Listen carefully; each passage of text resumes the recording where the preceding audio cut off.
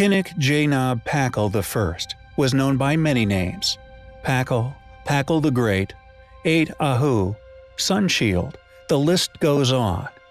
He was the leader of the Maya city-state of Palanik, and according to academia, this rule and the subsequent exquisite ruins left by his reign occurred within the late Classic period of Mesoamerican chronology. Undoubtedly, the most astonishing relic left by this past king, and the artifact which has fueled countless ancient astronaut theories, is the casing stone found atop his tomb, clearly depicting some form of advanced machine. Yet the question has persisted: what was the type of machine? Or indeed, what was its past function? Are we peering upon a schematic for an ancient spacecraft? Why would a king that we feel is clearly from a lost civilization go to such considerable effort having this contraption depicted upon his burial chamber?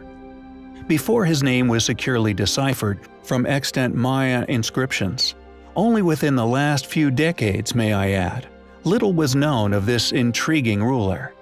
He had been known by an assortment of nicknames, and we find it interesting that regardless of the clearly advanced knowledge bestowed within the ancient constructions of such sites, academics continue to create suspiciously complete timelines surrounding these structures, their rulers, and even dating the builds. Yet their explanations as to how these tasks were completed are utterly absent from the thousands of books written, funded, supported, and published by this select group of influential individuals. However, during our own research, we have found a compelling lead regarding this ancient site. A set of images purportedly showing an artifact once found beneath Pakal's tomb.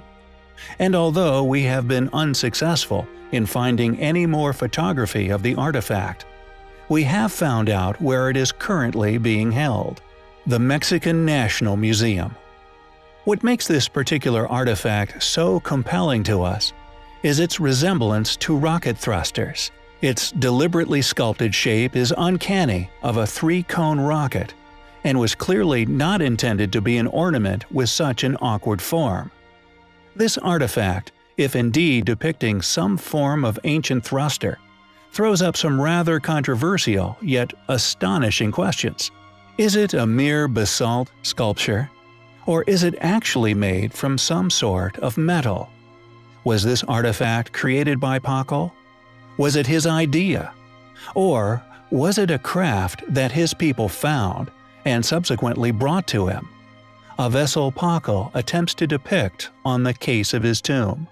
According to the very limited information we were able to extrapolate from the web, it is being housed within the bowels of the Mexican National Museum. We are unfortunately yet to find any more pictures of this clearly, compellingly shaped artifact that was once found beneath a tomb many feel actually depicts a space-going craft. Why has there not been more heard of this intriguing artifact? Is it being hidden by the Mexican government? We find the shape of this artifact, its found location, and its clear academic elusiveness as highly compelling. Often within adventure movies, the household hero will be traversing some deep, dark, ancient corner of our world, accompanied by a trusty flaming lantern, a light source which will often seemingly have an endless fuel supply. Additionally, the lamps which litter the walls of these elaborate film sets were presumably lit many hundreds, even thousands of years prior to our intrepid explorer's entry into the ancient booby-trap-laden lair. Many perceive these flaming props as mere stage trickery, a subtle showbiz deception, helping with the lighting of often dungeon-esque locations. Amazingly, however, it seems that these apparent ever-burning cave lanterns may have been included by an astute understanding of as yet unexplained historical realities. One Egyptian death tradition, a custom rarely shared academically, was the frequent placement of an eternal burning lamp somewhere inside the sealed chamber. How were ancients able to produce seemingly ever-burning lamps? Lamps which could burn apparently without fuel. Based on overwhelmingly large volumes of reports of their existence, discoveries in tombs, underground chambers, temples, and many other places dotting the entire Earth, it's hard to see how these amazing light sources could have just been a mere rumor. Yet, unfortunately, or rather conveniently, not a single lantern is known to exist today for study. At times in human history, before the birth of particular global commercial agendas, inventors and pioneers of many scientific fields were encouraged, rather than stifled, into the investigation into the functioning of such ancient high technologies. During the Middle Ages, for example, 170 exploratory, in-depth reports surrounding these astonishing finds were published, most stating that they clearly demonstrated a valuable phenomenon.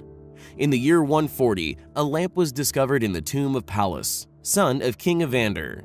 This light source had apparently been burning bright for over 2,000 years. Upon an in-depth examination involving a testing of the flame's robustness, it could apparently resist all ordinary methods of extinguishment. In about 1540, during the papacy of Paul III, a burning lamp was found in a tomb in Rome. The tomb belonged to the daughter of Cicero. She died in 44 BC, meaning this lamp had been burning in the sealed vault for 1,550 years, yet it strangely extinguished the moment it left the room.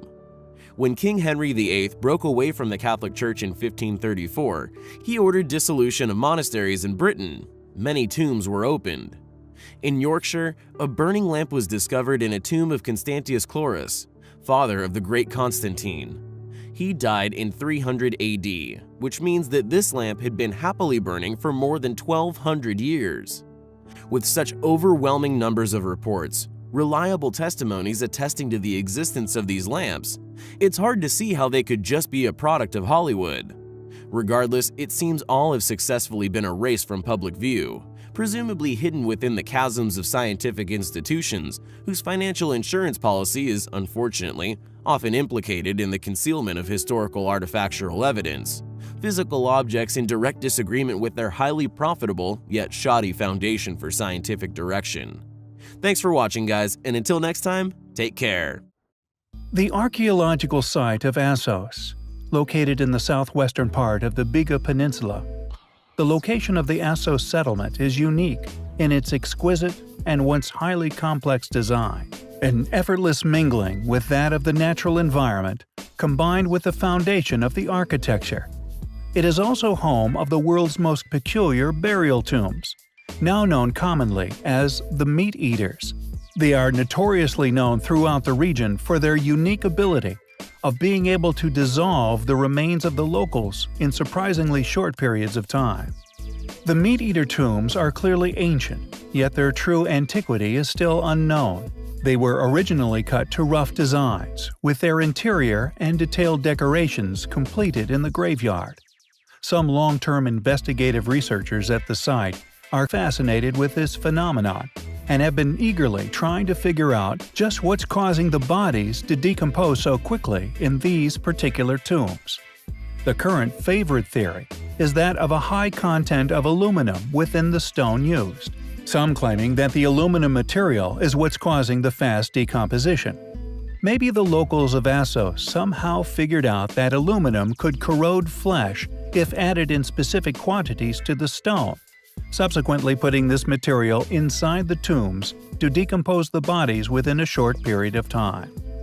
The Meat Eater tombs of Assos become more famous every day as more and more specialists become aware of their fascinating and unique characteristics. Professor Nurettin Aslan, head of the archaeology department, thus head of the excavations in the ancient city, told us, quote, "The fact that these tombs were exported to different countries shows that they were very expensive and highly sought-after tombs. Just how do the Meat Eater tombs work? Regardless of the currently peddled theories, we still do not know. They remain an enigma to science and a mystery to history."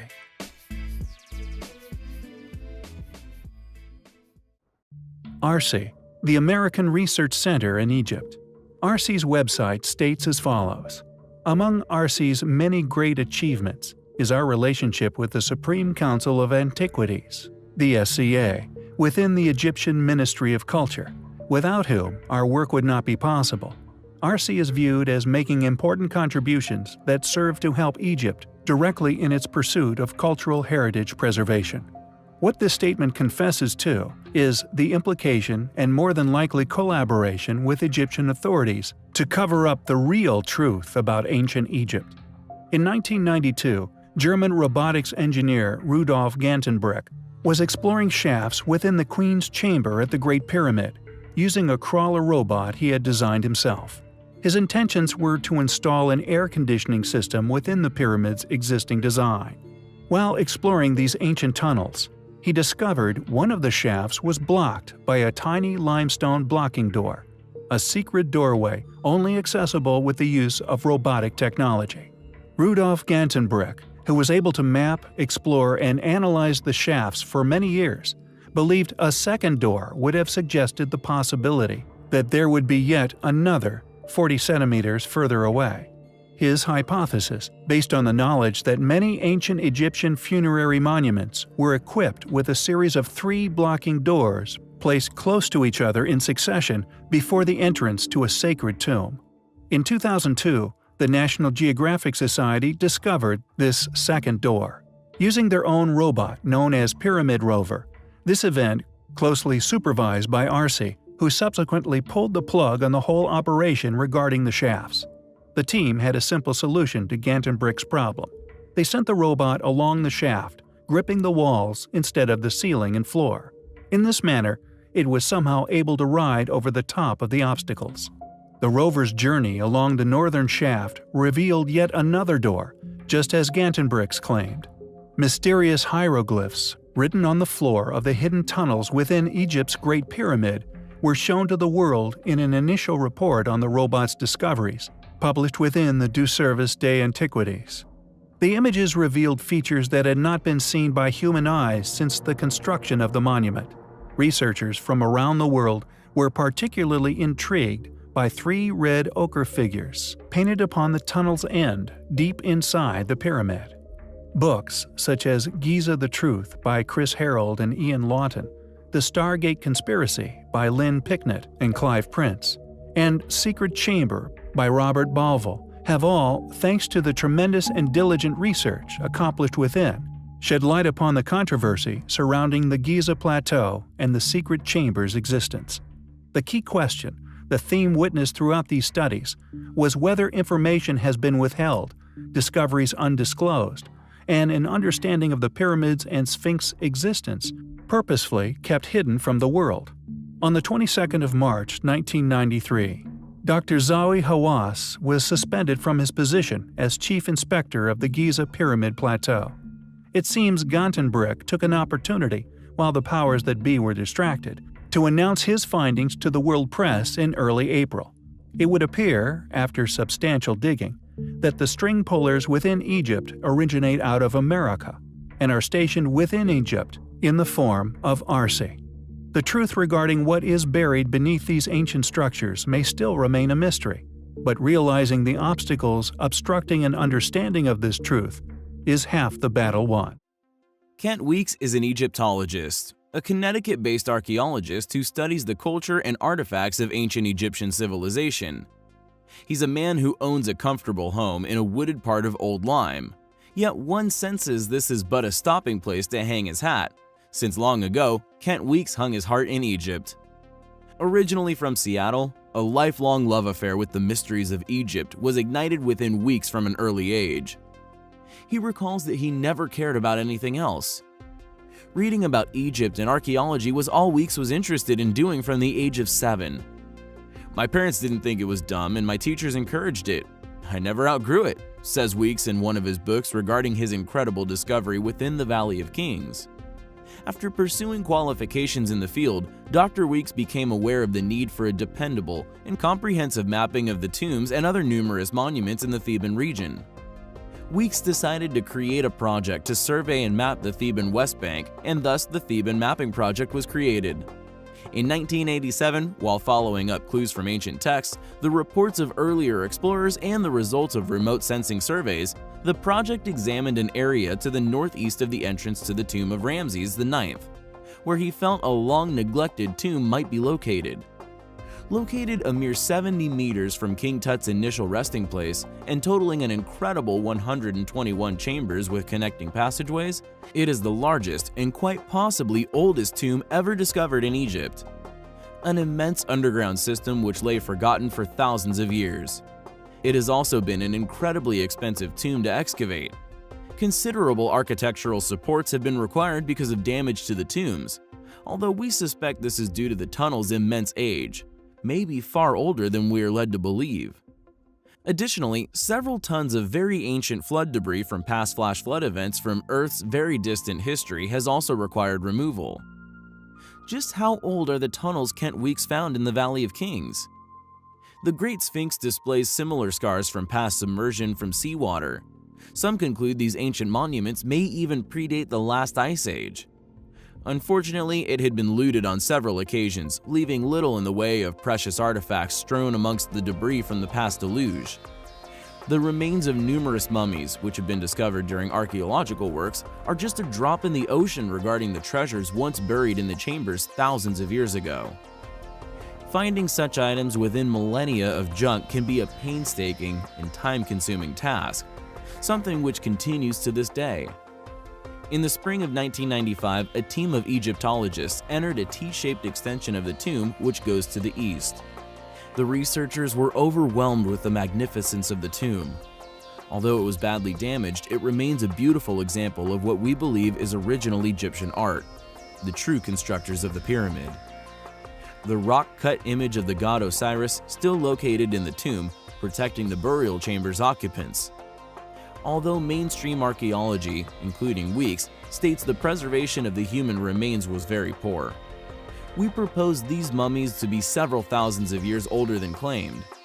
We believe this discovery to be an incredibly important and incredibly ancient one, proving that there was once indeed a great flood, a premise now held by countless individuals who have studied the facts of our history. As always, thanks for watching, guys. Take care.